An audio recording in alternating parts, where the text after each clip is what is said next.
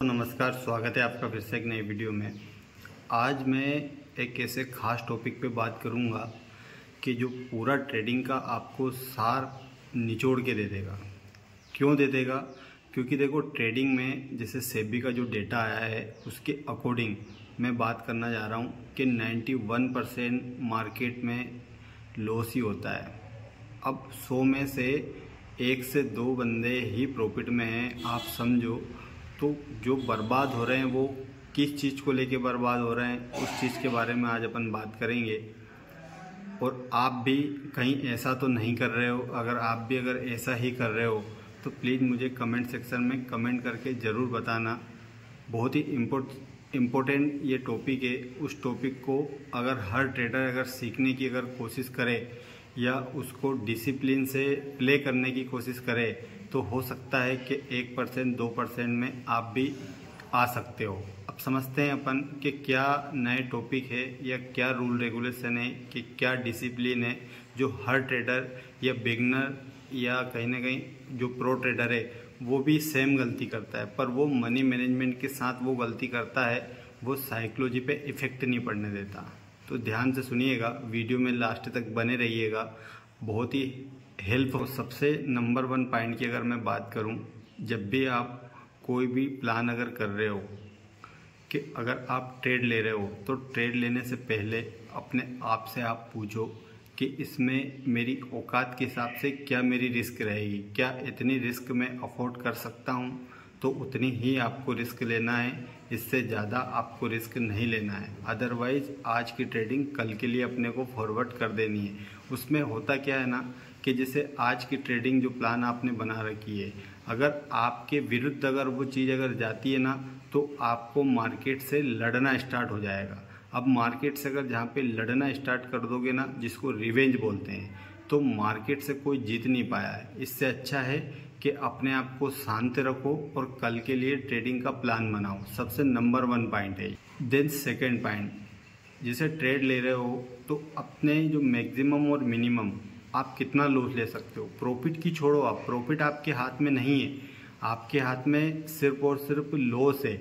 अगर लॉस को अगर आपने बचा लिया ना तो आप इस मार्केट में सक्सेस हो सकते हो।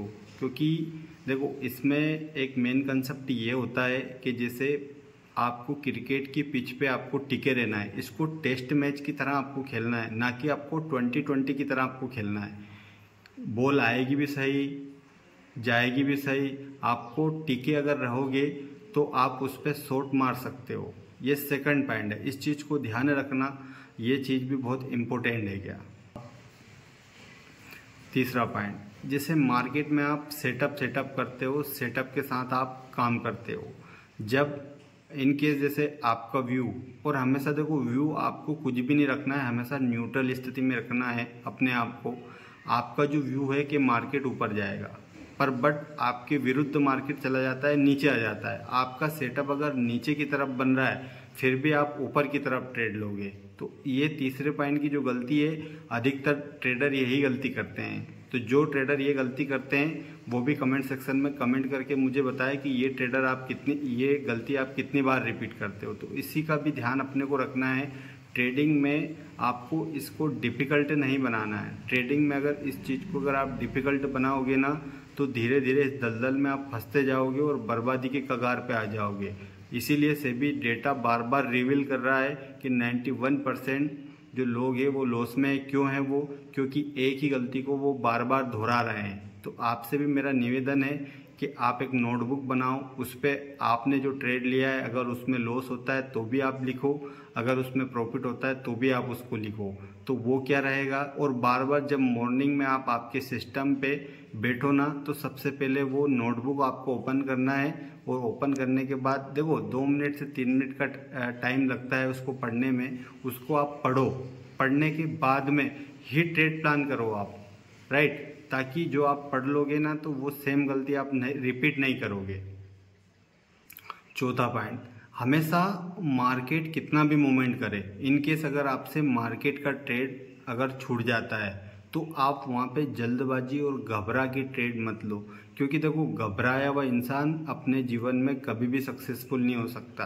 अगर ट्रेड अगर निकल जाता है ना तो उसको निकल जाने दो, आप इंतज़ार करो आपके सेटअप का।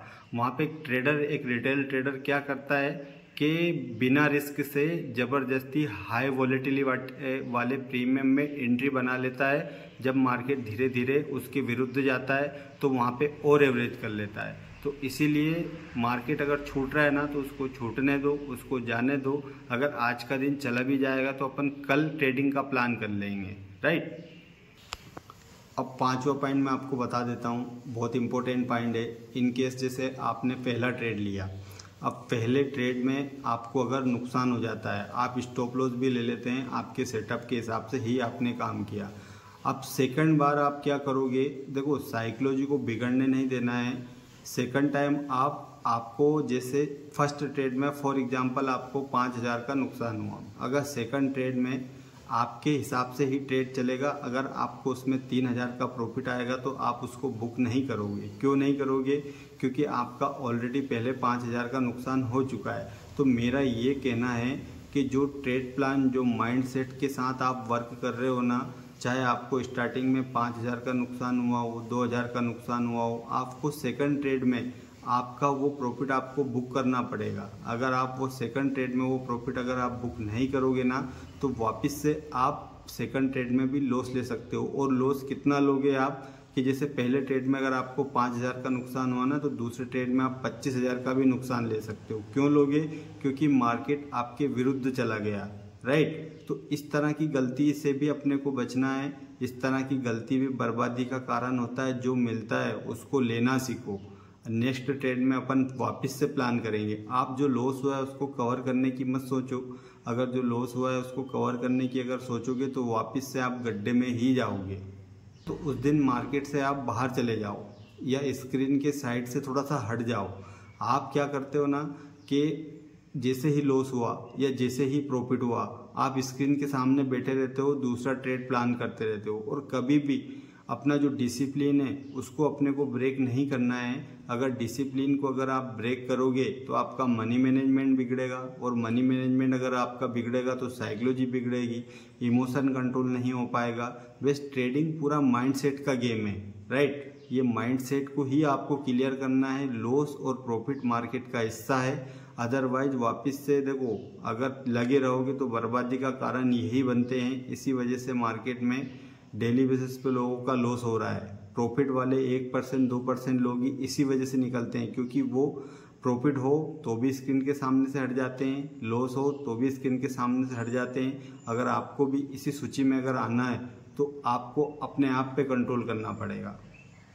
लास्ट पॉइंट है, हमेशा हारने से मत डरो आप। जैसे आपने कोई ट्रेड लिया, अगर आपको अगर लॉस हो रहा है तो उसको काट दो आप। हारने से अगर आप डरोगे ना तो इस मार्केट में हारते ही चले जाओगे। इसलिए हारने से अपने को नहीं डरना है, निडर होके काम करो।